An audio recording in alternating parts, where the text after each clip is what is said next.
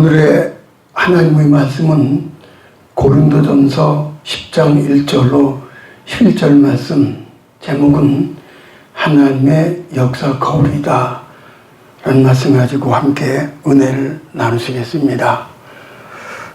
옛날에 시골 농부가 장가간 지 1년이 되었습니다. 산에서 나무를 내다가 팔아서 당시 세상에 처음 등장한 거울을 하나 사서 부인에게 선물을 했습니다. 이런 거죠. 이런 그림을. 부인이 거울을 들여다보더니 화가 나서 바가지를 걷기 시작합니다. 아니, 장가간 지 1년밖에 안 된 사람이 웬 여자를 데리고 왔어요. 부부싸움을 하니까 시어머니가 왜 싸우느냐고 또 묻습니다. 며느리가 이것 좀 보세요, 어머니. 또 여자를 데리고 왔어요. 그래서 시어머니가 거울을 보고서는 아들을 불러 야단을 칩니다. 야, 이놈아, 여자를 데리고 오려면은 젊고 예쁜 사람을 데리고 와야지 웬 할망구를 데리고 왔느냐 하는 거예요.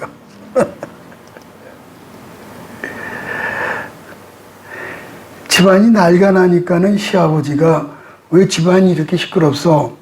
할머니가 이것 때문에 그래요.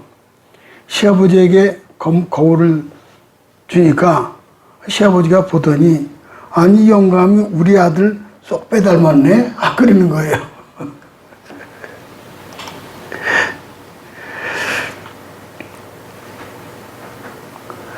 우리가 가지고 있는 전한 역사의 거울은 많습니다. 대한민국은 5,000년 동안 겪어온 거울이 있습니다. 중국 오랑캐, 일본 쪽발이, 북한 공산당, 이런 거울을 보면서 어떻게 해야 자유민주주의 대한민국이 영원한 번영할 것인가, 어떻게 해야 영혼 구원과 교회 성장, 선교의 사명, 개인, 가정, 민족이 갈 길을 이제 배울 것인가 하는 것을 성경 이제 거울을 통해서 보지요.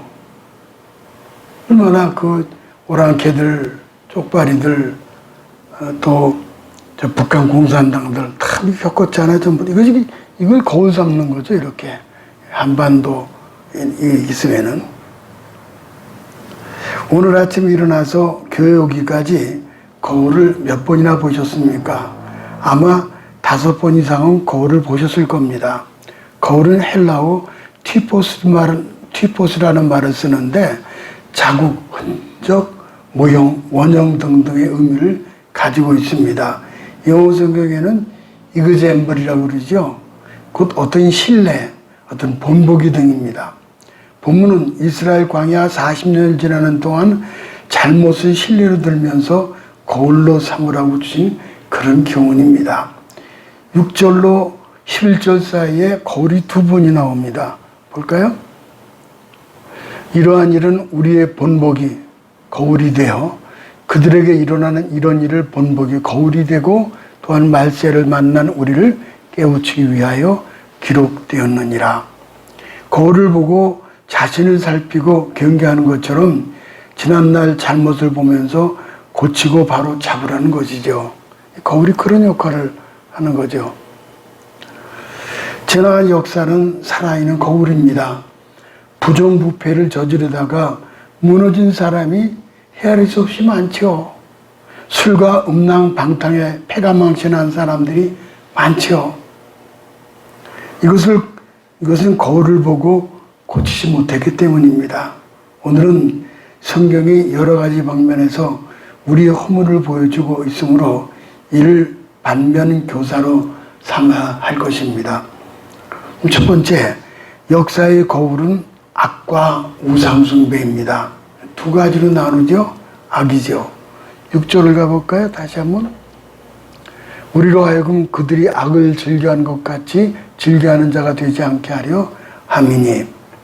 악이라는 말은 카코스라는 말인데 열등한, 쓸모없는, 무능력한, 사악한 이런 데 사용이 됩니다. 3, 4절을 또 보면은 다 같은 신령한 음료를 마셨으니 이는 그들을 따르는 신령한 반석으로부터 마셨음에 그 반석은 곧 그리스도시라. 신령한 식물은 하늘에서 내려오는 만나를 말합니다. 이스라엘 백성들이 애굽에서 가지고 난 양식이 다 떨어져서 먹을 게 없을 때 하나님이 하늘 양식을 내려주신 겁니다. 만나 주신 거죠. 이스라엘 사람들이 이 이상한 양식을 발견하고 이것이 뭐냐고 서로 물었습니다. 그래서 그 이름을 만나, 이게 뭐냐. 그리고 하늘에 내려온 양식의 이것을 신령한 식물이라고 불렀습니다. 마실 물이 없어 목마름으로 아우성치는 이스라엘 백성들을 위해서 준비하신 것은 반석으로부터 솟아나오는 생수였습니다. 바울은 이것을 신령한 음료라고 부릅니다. 신령한이라는 말은 푸누마티코스라는 말인데 영어 성경에는 영적, 스피리추얼이라고 말합니다. 영이죠. 영적인 얘기. 신령한 음료는 신령한 반석으로부터 나왔죠. 그 그리스도 예수를 의미합니다. 요한복음 7장 38절 가볼까요? 나를 믿는 자는 성경의 이름과 같이 그 배에서 생수의 강이 흘러나리라 하시니. 이스라엘 사람들은 광야에서 이런 신비를 체험했습니다. 그런데 이런 특권을 누린 사람들도 종종 실패합니다. 그래서 하나님은 다수를 기뻐하지 않으시고 60만 명을 광야에서 다 죽게 하셨죠. 참 기가 막힌 일이죠. 오직 여호수아와 갈렙 두 사람만이 이제 가나안 땅에 들어갈 수 있었습니다. 여호수아, 갈렙. 그들은 왜 광야에 쓰러졌습니까? 정탐한 땅을 악평하고 불평했기 때문입니다. 그리고 저들은 애굽의 고기를 많이 먹었는데 그게 먹고 싶다는 거예요. 그래서 울기 시작을 해요. 하나님은 만나 생수도 주셨습니다. 고기도 주실 수 있어요. 선하게 구웠으면 또 주시죠. 근데 원망조로 구하니까는 메추라기를 코에서 냄새가 나도록 그를 주시죠. 그림을 좀 볼까요? 메추라기를. 절대로 원망하지 말고 감사하면서 구하시기 바랍니다. 아프간 전쟁의 흉년에 먹거리가 아예 없으므로 아주 시골은 남미촌에 들어가 보면은 겨우 입에 풀칠을 해요. 그래서 지난번에 보니까는 시골 할머니인데 먹을 게 없는 거예요. 그러면서 그 기자들한테 내가 지금 5일, 일주일째 아무것도 먹지 못했대요. 먹을 것 좀 달라고 그러는데, 너무 불쌍해요. 먹을 게. 농사 지는데 보니까는 어떻게 우리나라처럼 이런 것도 아니에요. 그냥 황량한 벌판에 그냥 어떻게 그냥 이렇게 이삭처럼 생긴 걸 가지고 이렇게 벼서 본데 다 쭉정해요. 전부. 아유, 불쌍해요. 그래가지고 이들이 어떻게 하는 거 아니? 굶어 죽지 않기 위해서 난민촌으로 들어갑니다. 이제 포탄이 터져가지고 집이 없는 사람들. 이렇게 난민촌으로 들어가요. 이렇게 끝도 없어요. 남친으로 들어와서 거기서 유니세프에서 주는 풀 떼기 주고 써서 주고 그렇게 그걸 먹어요.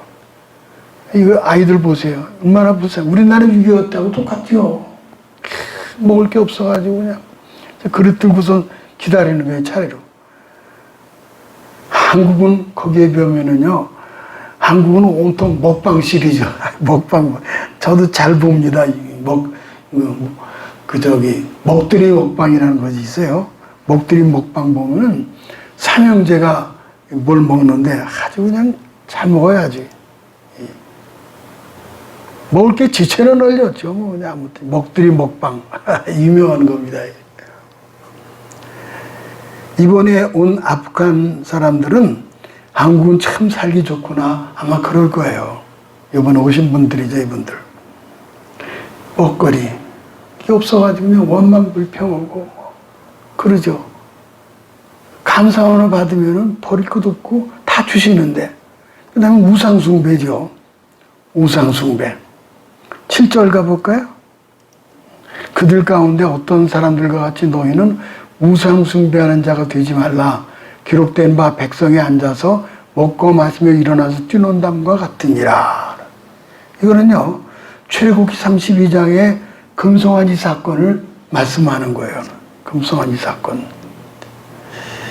모세가 십계명을 받으러 시내산에 올라가서 한 달이 넘도록 내려오지 아니하니까는 아론을 충동해서 우리를 인도할 신을 우리를 위해서 만들자고 하나님 대신 금송아지를 만든 겁니다. 우상 숭배자들은 언제나 하나님을 떠나 세상적인 것, 우상을 만들어 그것을 중심으로 뭉치고자 합니다. 이 금송아지가 이스라엘을 애굽에서 인도하는 여호와다 하면서 우상 섬길 것을 요구를 하죠. 딱한 일이 어디 있어요. 하나님께서 큰 은혜를 주시려는데 그 고비를 참지 못하고 반역하는 죄를 짓게 된 겁니다. 우리에게 이런 일이 많이 있어요. 조금 참지 못해서 큰 일을, 대사를 그르치고 마는 경우가 많습니다. 성경에 보면은 인간의 역사는 우상을 만드는 역사와 우상을 부수는 역사의 반복이었어요. 백성이 아론을 부추겨서 금송아지를 만들었고 하나님 모세를 통해서 우상을 부숴버려요. 얼마나 부숴버리잖아요. 얼마나 화가 났겠어요. 이를 통해서 인간의 한계를 일깨우셨습니다. 르네상스 이후 인본주의라는 우상 아래 유토피아의 신기루를 쫓아가는 수많은 우상들을 양산을 했습니다. 그래서 1차, 2차 세계대전을 통해서 인간의 오만을 다 꺾으셨어요. 전쟁을 볼까요? 이건 1차 대전이죠. 1차 세계대전. 이건 2차 세계대전의 유럽의 나치, 히틀러. 그리고 이쪽 태평양 전장에서는 일본이 저렇게 설치고 진주만이 공습하고 우리나라도 저러가고 결국은 원자탄을 2발이나 맞고 항복을 하죠. 오늘날도 끊임없이 황금 만능, 과학 만능, 쾌락주의 우상을 만들고 있습니다. 그러나 하나님은 역사의 맷돌은 우상들을 모두 갈아엎어버립니다. 우리가 지금 코로나 어려움을 겪고 있잖아요. 코로나 보세요. 정말 이렇게 자연재해, 지구온난화. 지구가 한쪽으로 그냥 막 불타들어가요. 막. 인류의 한계를 인식하게 해주고 있습니다. 두 번째 역사의 거울은 간음과 시험이 있었습니다. 그러면 간음은 곧 음행이죠. 음행을 보게 되면은 8절을 가볼까요? 오늘 본문에 그들 중에 어떤 사람들이 음행을 하다가 하루에 23,000명이 죽었나니 우리는 그들과 같이 음행하지 말자. 우상 숭배는 자연적으로 방탕과 음란으로 이어집니다. 방탕과 음란으로 이어져요. 민수기 25장 이하에 보면은 이스라엘 백성들이 여단 동편 시딤이라는 곳에 도착해서 모압 여인들의 축제를 보러 나갔다가 유혹에 빠져서 우상 섬기고 간음하고 그리고 죄에 빠져요. 그래서 그들 하나님 죽이신 거예요. 모압 왕 발락은 발람 거짓 선자를 불렀습니다. 모압 왕 이름이 발락이에요. 발락. 이거는 발락이고 거짓 선자 발람 선자가 있습니다. 그래서는 이스라엘 백성을 저주하라고 했죠. 7제단을 쌓습니다. 쌓고 저주하게 했는데 발람의 입에서는 저주가 아닌 축복이 나옵니다. 그 이유는 하나님의 영이 허락하지 않았기 때문에 그래 된 거예요. 아무리 거짓 선지자지만은 축복하는 거예요. 이에 발락 왕은 다른 지역으로 데려가서 이스라엘을 보여주면서 저주하게 합니다. 하지만 이번에도 축복만 합니다.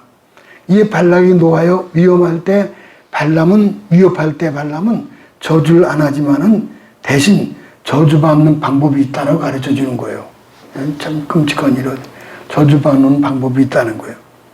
그 방법은 아름다운 모압 여자들을 뽑아서 고운 옷을 입혀서 축제를 벌리고 그리고 거기에 이스라엘 남자들을 초대를 해서 우상 숭배하고 재물을 먹게 하고 춤을 추고 술 마시고 간음하게 만드는 거예요. 이런 그림이죠. 이런 기가 막힌 일이 어디 있어요. 발람의 계략은 적중했습니다. 이스라엘 남자들이 40년 동안 광야 생활하면서 검고 화장기 없는 여자들만 보다가 피부가 뽀얗고 몸매가 잘 빠진 여인들을 보고 그만 눈이 뒤집힌 거예요. 그래서 한눈에 반하여 그들이 초대에 임하게 되었고 그들과 함께 우상숭배와 음행에 빠지게 됩니다. 이 비극을 바알부얼 사건이라고 부릅니다. 연병으로 하루 23,000명이 죽어요.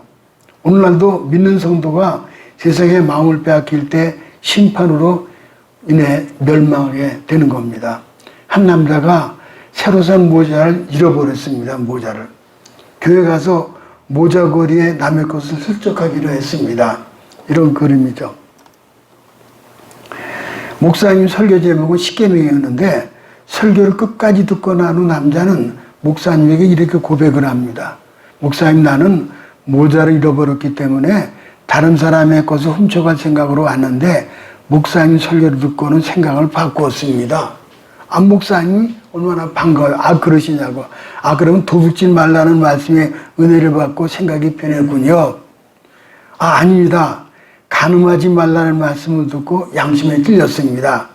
사실 말씀을 듣는 순간 모자를 어디에 두었는지 생각이 났습니다. 알고 보니까 이 남자는 모자를 바람 피운 여자 집에 두고 온 겁니다. 세상을 즐기던 이스라엘 백성들은 잠시 쾌락을 누렸지만은 연병으로 죽임을 당하고 말았습니다. 오늘날도 성도가 세상 간음에 빠지면은 하나님의 징계로 멸망한다는 사실, 오늘 역사의 거울을 통해서 보여주고 있습니다. 두 번째는 시험이지요. 9절 가볼까요? 9절 보면은 그들 가운데 어떤 사람들이 주를 시험하다가 뱀에게 멸망하였나니 우리는 그들과 같이 시험하지 말자. 이스라엘 백성은 호르산에서 진행하여 홍해 길로 쫓아 에돔 땅을 향해 갔습니다. 이때 험한 길로 인해 백성의 마음이 상합니다. 그래서 백성들은 능력 많으신 하나님 왜 이렇게 어렵게 인도하는지 하나님에 대해서 원망, 그리고 하나님 비정하시다는 그리고 의구심을 갖게 했습니다.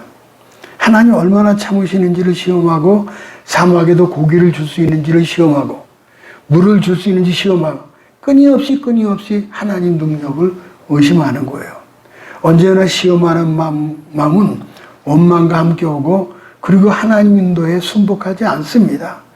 사람이 생각보다 어려운 코스, 힘든 노선이라고 생각이 들면은 감사, 기쁨과 만족은 없어지고 하나님께 대하여 원망과 능력을 의심합니다. 그 결과 불뱀을 보내서 물려 죽게 하죠. 이런 그림이죠. 불뱀을 보내서. 뱀에 물린 자들이 독이 퍼져서 살이 썩어 들어갑니다. 이때 모세에게 말씀하셔요. 민수기 21장 8, 9절 가보니까는 여호와께서 모세에게 이르시되 불뱀을 만들어 장대에 달라 물린 자마다 그것을 보면은 살리라. 모세가 놋뱀을 만들어 장대에 다니 뱀에게 물린 자마다 놋뱀을 쳐다본 즉 살더라. 이스라엘 백성들이 쳐다보고 생명을 찾는 놋뱀의 교훈은 뭡니까? 아주 중요한 말씀인데 잃어버린 믿음의 회복입니다. 잃어버린 믿음의 회복이에요. 이 거울의 역사는 놋뱀의 거울 교훈은 오늘날 현대 문명에서도 미국과 한국의 의무병가가 마크로 되어 있죠. 의무병가 마크.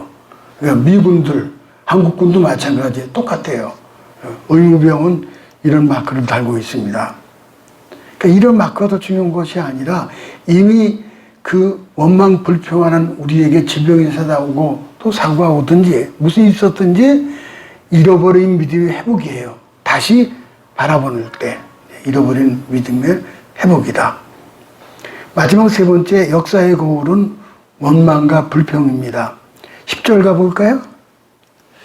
그들 가운데 어떤 사람들이 원망하다가 멸망시키는 자에게 멸망하였나니 너희는 그들과 같이 원망하지 말라.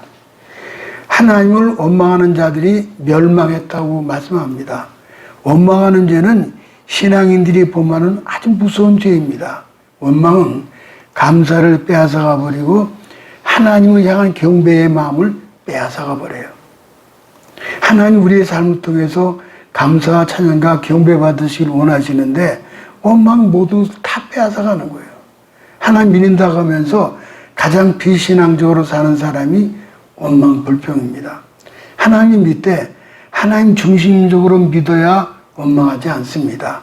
내 중심적인 믿음은 늘 삶을 조급하게 하고 원망하게 만들죠. 왜냐하면 내 삶이 나의 판단대로 되지 않기 때문입니다. 신앙은 내 판단에 의지하는 것이 아니라 하나님의 계획 속에서 나를 맡기는 거예요. 이것이 우리가 조심해야 할 부분이에요. 이제 사도 바울은 우리에게 멋진 권면의 말씀 주시죠. 13절에 이런 말씀 주셔요.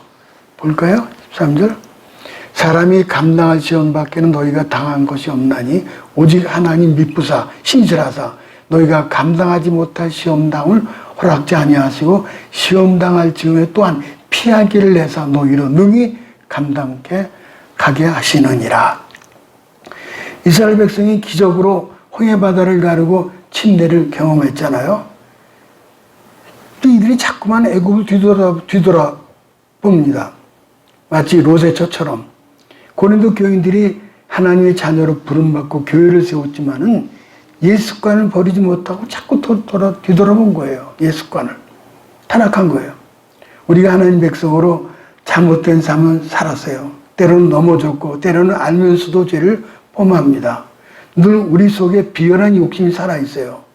어려움이 올 때마다 하나님 시험하고 원망하는 그런 자들이었습니다. 그러나 우리에게는 소망을 주는 것은 이 모든 것을 감당한 능력을 우리에게 주신다는 말씀이에요.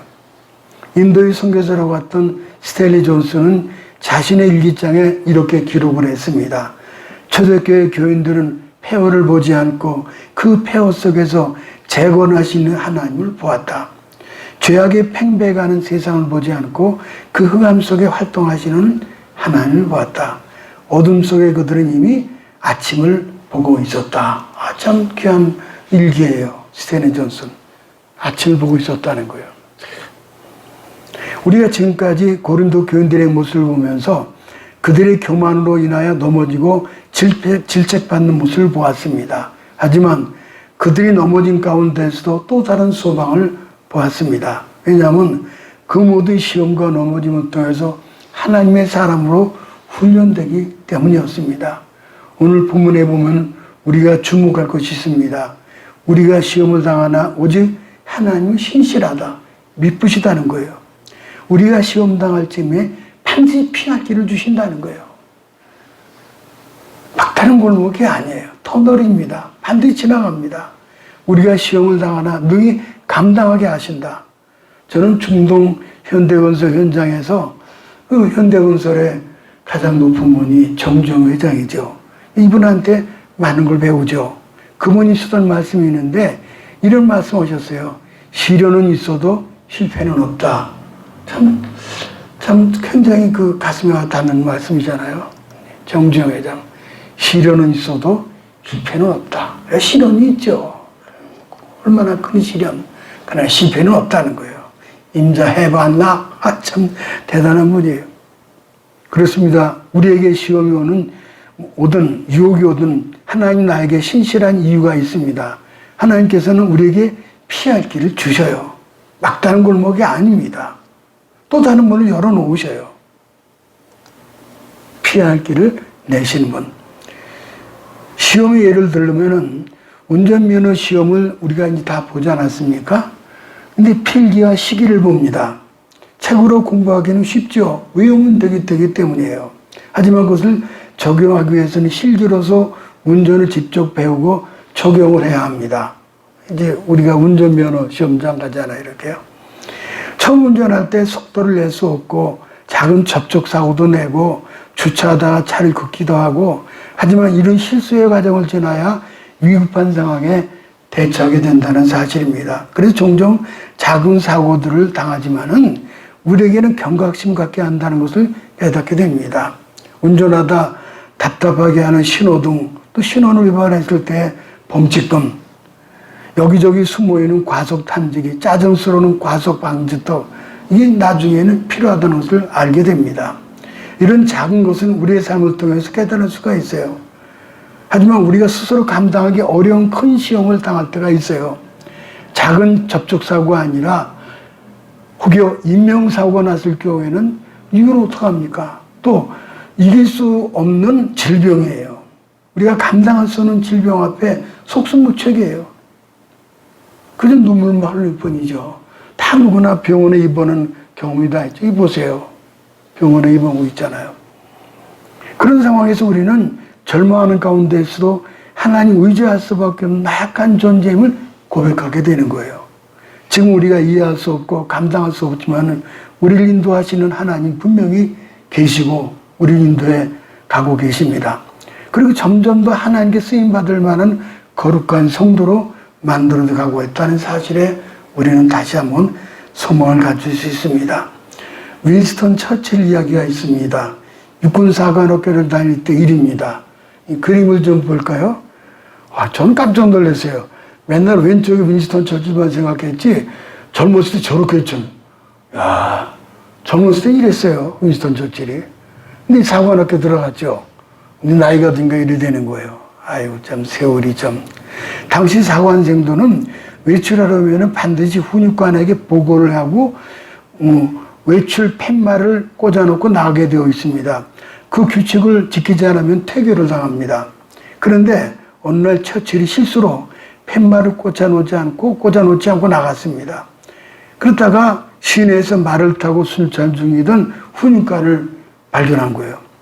처칠이 호미백산에서 돌아와서 팻말을 꽂으려고 당직실로 가보니까 이미 처칠 이름이 팻말이 꽂혀 있는 거예요.